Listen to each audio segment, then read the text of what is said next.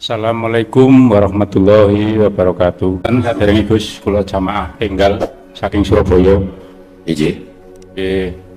Pertama yang badhe kula tanggaken kula tangget badhe nderek masalah baiat. Kapan diadakan baiat? Kaping kalih kula badhe tangget masalah iman. Cara iman dengan percaya dumateng Allah. Lah sing kula tanggetaken ngeten, cara Allah niku dununge dhateng pundi? Kula gambaraken cara tiyang badhe sowan dhateng presiden, ngoten kedah semrat dalane, kedah semrat alamate, terus kedah semrat napa kendaraane kasarane ngoten. Dados supados kita niki mboten bingung cara tiyang tumuju dhateng pundi ngoten paham ngoten Gus.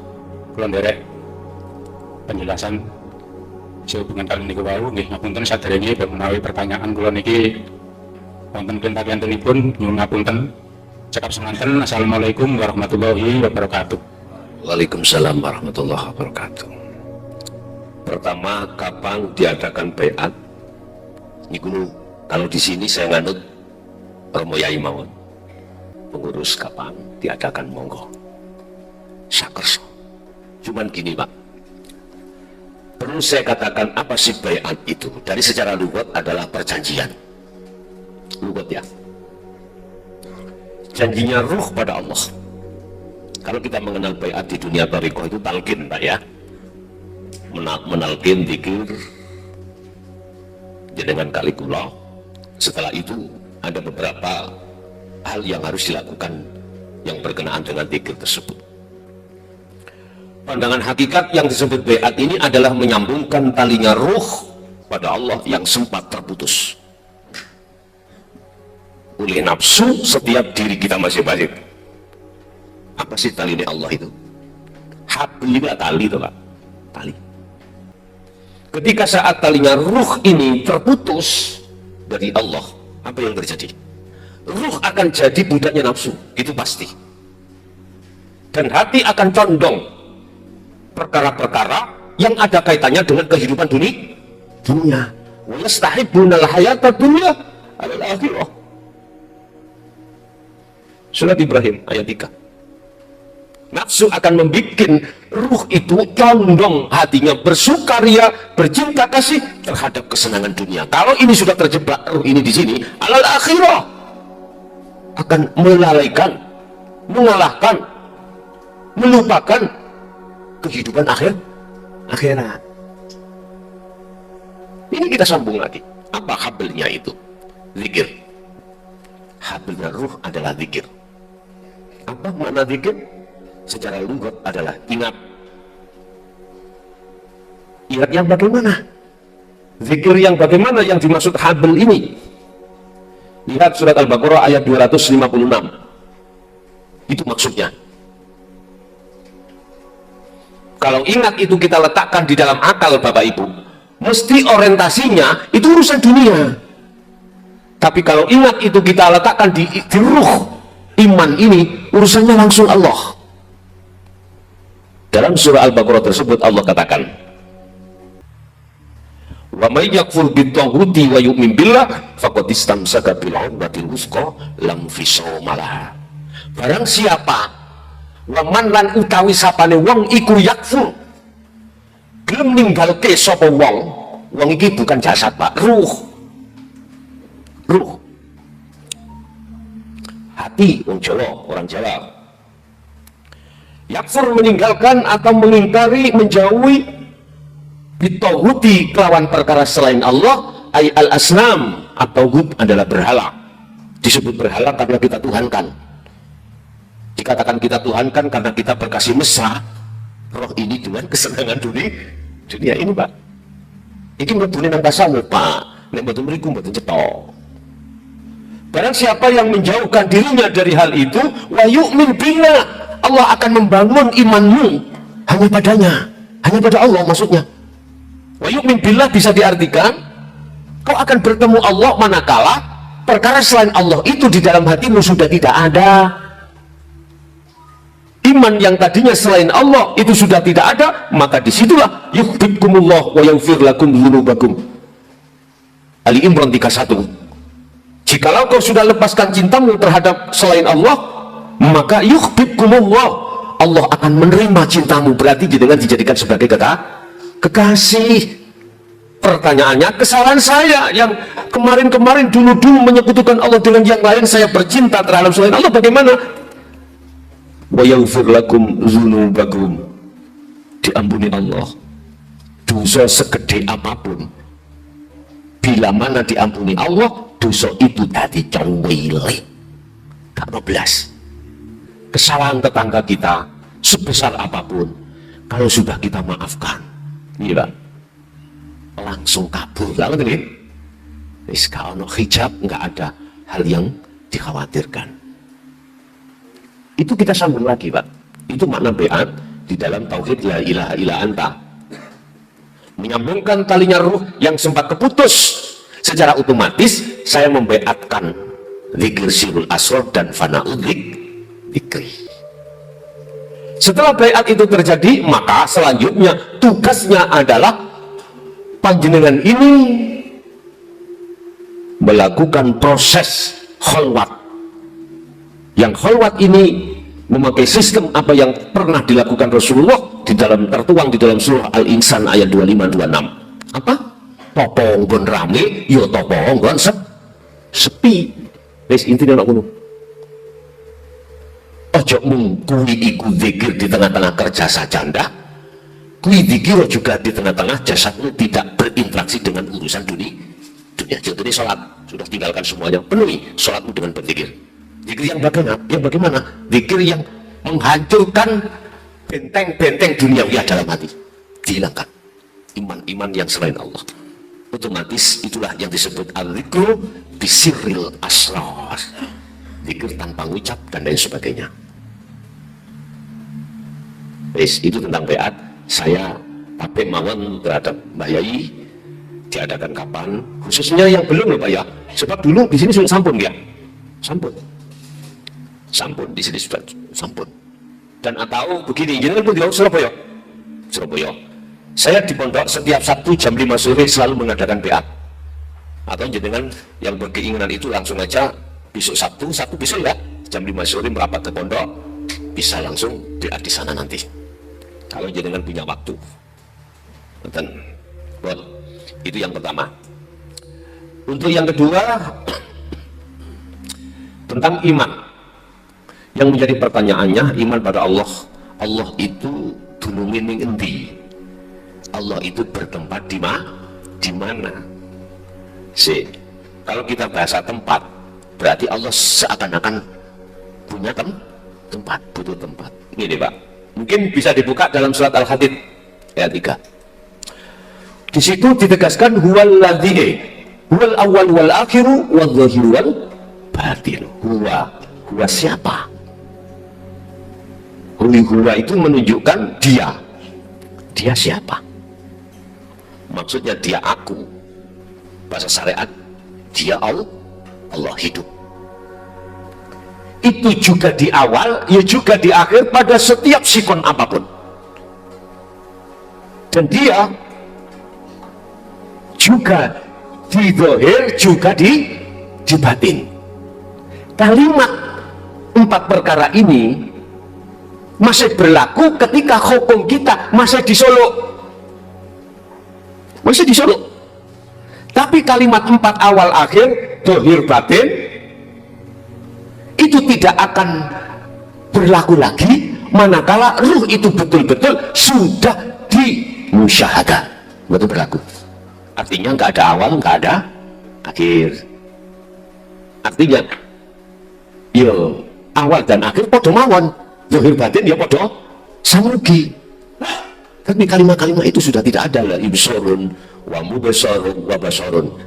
Kalimat si salib ketika Solo, kalimat yang melihat ketika dia melihat, kalimat yang dilihat yaitu Allah, kalimat mata untuk melihat, itu sudah fana semuanya Bapak Ibu. Itulah yang dimaksud akad itu di situ nanti.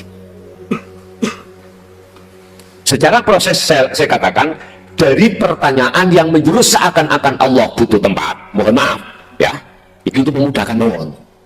Ya kuwi urip ning jero awak sampean, ning jaba awak sampean. Wa nahnu utawi kita, kata Allah, iku aqrabu, lebih dekat, ilaihi min hablil warid. Aku ini lebih dekat daripada urat nadi. Urat nadi itu di kaki ada, di tangan ada, di leher ada, kan teman-teman? Aku itu lebih dekat. Wa nahnu mestinya gak oleh aku, kita. Allah kok kita, kan tadi. Nek sudah, itu nanti maksudnya gini Pak. Ahad di dalam banyak. Nah, aku boleh eling zamane kula ditukani kali Mbah Khosin niku. Son pangeran iku akeh. Nek pangeran iku tunggal, bingung Mbak kula. Allah iku akeh, Allah ku tunggal. Bingung Mbak ngeten iki. Dulu enggak dijabarkan yang sebenarnya. Terus maksudnya terus pun Mbah golek ono dhewe. Sih jangan sampean gak ngeluh. Sembarang kudu ditele serban, ditele kopiah, ditele. Wis gendeng Pak, baru ketemu. Artinya gini Pak ya.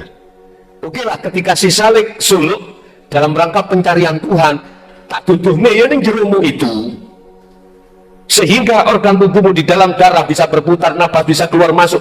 Di situ ada gaibnya Allah, ada syirik Allah. Hidup itu yang bisa mengeluarkan dan memasukkan. Aku me anjing ngepokno.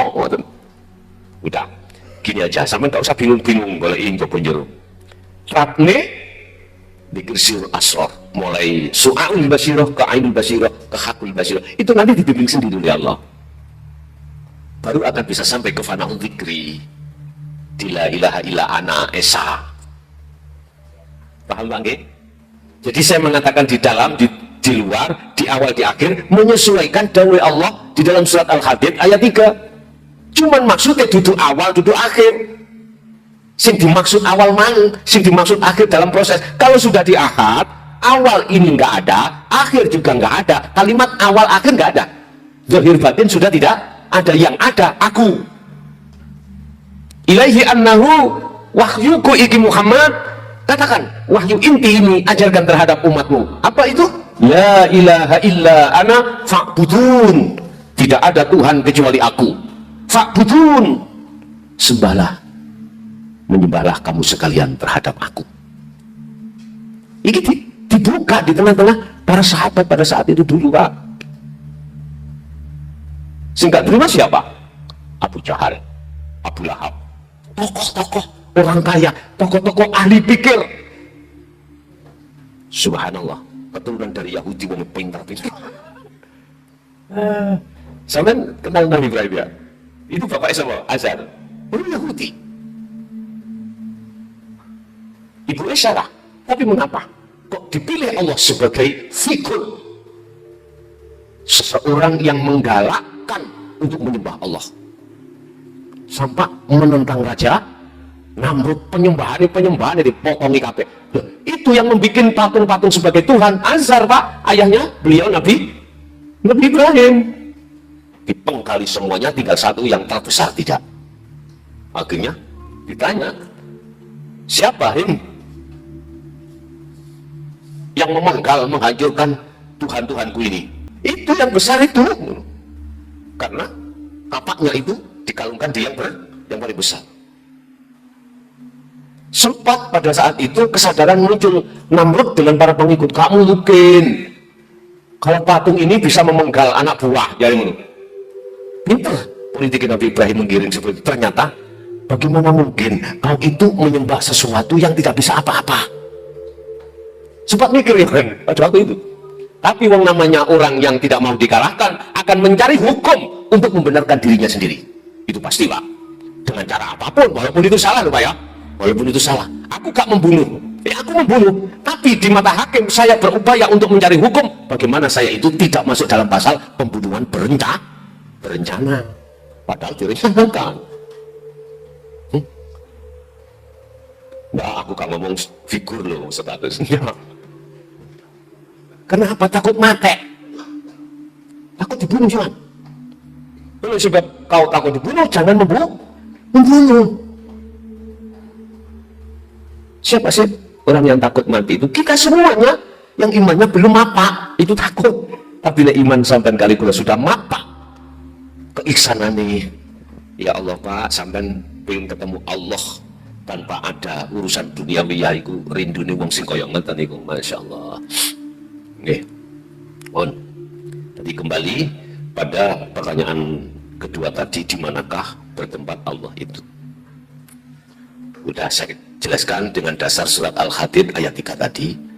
Caranya gini Pak, rasakan imani dalam diri panjenengan, tidak ada siapa-siapa yang berperan kecuali akunya Allah. Udah, sampai ikuti temuriku, sampai di proses Allah sendiri, dibimbing Allah sendiri. Nanti sampailah pada ahad.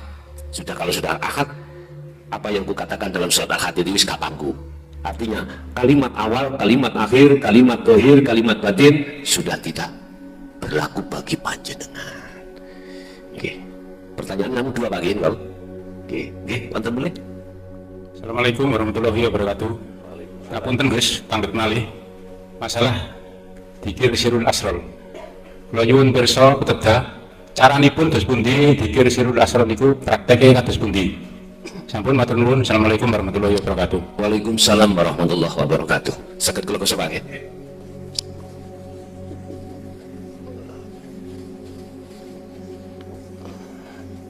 Sebelum kita manjing masuk dalam dzikir sirul asrar, kita umat Islam diajarkan tauhid la ilaha illallah. La ilaha illallah. Ini yang pertama. Ini melahirkan dzikir disebut jahar. Dzikir yang diucapkan di lisan Pak ya, jasmani ini. Oke. Kedua, kita dimasukkan pendidikan tauhid la ilaha illallah. Ini akan melahirkan dzikir disebut sirri. Dzikir yang hanya diucap di dalam hati, Allah. Terserah. Masih nyebut nama. 1 dan 2 ini tidak ada bedanya, artinya masih menyebut nama Allah, lahirnya, lambangnya. Ini ngomah Allah tulisannya Allah Muhammad, lah kan nggih? Lambang itu, tulisan lambang. Mestinya siapa yang bertengger sing duwe nama itu siapa? Lanjutlah. Ini biasanya kita dikenalkan di thariqah Pak ya. Ada yang dikanya tapi pertanyaannya tembus apa enggak nanggone aku. Kali ngoten. Tembus dan tidaknya tergantung sudah dan tidaknya mengenal dzikir berikutnya yang kami sebut sirul asrar. Yang ketiga, kita dididik tauhid la ilaha illa anta. Huwa itu dia. Kalau dia berarti jauh, tidak di tempat sampean, kau ngarep sampean. Aduh, kalau anta, kamu berarti di depan jenengan, bisa di belakang, bisa di kiri, bisa di kanan, di atas, di bawah, dalam dan luar. Makanya turunlah ayat yang saya sebut tadi, Al-Hadid ayat 3. Ning awal, ning akhir, jopo ya. Itu berarti si anta. Dekat, tapi masih ada jarak. Masih ada 2. Ini kan belum ahad loh Pak. Belum. Makanya di dalam surat apa dikatakan la ilaha surat Al-Anbiya Pak ya, ayat supaya saya 72 gimana? La ilaha illa anta subhanaka inni kuntu minal zalimin. Nah, di dalam anta ini melahirkanlah dzikir sirrul asrar. Sirrul asrar. Dan di sini ada 3 proses. Pertama, kita merasa zalim tiap hari, tiap saat. Makanya anta subhanaka ini, sesungguhnya aku kuntu minadz zalimin, ada perbuatan zalim terhadapmu ya Allah. Akhirnya di sini disebut su'aul basyirah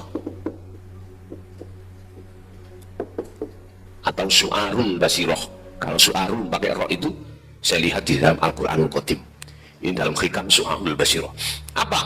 Jenengan harus meyakini, merasa hatimu bahwasanya yang mengeluarkan, memasukkan napas yang tadinya hati mengucap Allahu Allah, ruhmu harus yakin, harus melakukan merasakan yang beriman, hatimu harus mengimani yang berperan hanyalah hidup.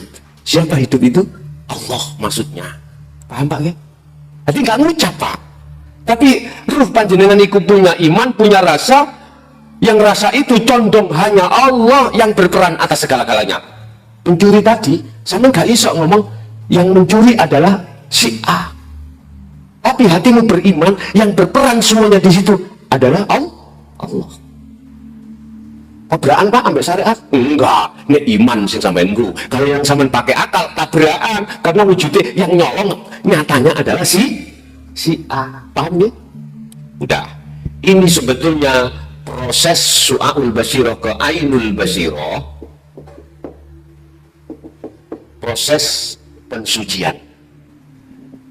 Proses pensucian ruh dari iman tadinya selain Allah yang sudah kadung masuk, yang masuknya disebul atau dibisikkan oleh nafsu, yang nafsu itu dari bangsa jin dan manusia. Jelas Pak ini? Oke. Kalau sudah melakukan zikir su'aul basirah menuju ainul basirah, pembersihan, wala yusyrik bi'ibadati rabbi ahada, pesan saya, jangan pernah punya tendensi olehnya berzikir ini terhadap Allah. Apa tendensi sampean? Supaya bersih, supaya bisa ketemu Allah. Lepaskan itu. Sebab etikanya kita harus memegang teguh bahwasanya semua yang memperjalankan diri ruh adalah Allah. Kalau tidak seperti itu, nanti Anda merasa diri Anda yang membersihkan, padahal yang bisa membersihkan, mengalahkan nafsu hanyalah Allah. Di situ terus ikuti aja. Dikala jenengan iki jasad berinteraksi terhadap urusan dunia, udah jalankan sir asal semampu jenengan. Dikala jasad ini tinggalkan, tidak berinteraksi ngurusi urusan duniawiyah, lekas juga laksanakan zikir tersebut. Apa ainul basirah? Bertemu Pak. Dikatakan ruh bertemu Allah setelah hijab yang ada di sini itu sudah lepas. Nah, dikatakan bertemu bukan perkaranya ruh isok ndelok Allah, buatan lho ya. Wa amal arifuna la yarawna li anfusihim syai'an. Jadi sing ndelok Allah iku ya Allah sendiri, yang ruh asalnya disebut makhluk, ruhnya itu fana, nama ruh fana, akhirnya hidup. Betul? Berarti roh iku Allah ya? Allah. Hei, gue aja ngomong dulu bahasa sebelum diakad. Kalau Anda sudah diakad, baru sah kalimat sampean. Tolong buka di dalam surah Al-Anbiya. Kalau nggak salah itu ayat 9 atau ayat berapa. Barang siapa yang mengatakan aku Allah ya, maka syiriklah dia.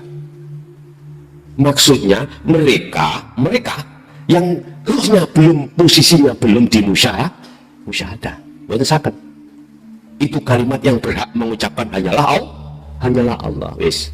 Nah, ini bertemu, berarti ketunggalan di sini. Akhirnya ditutuplah hakul basyirah.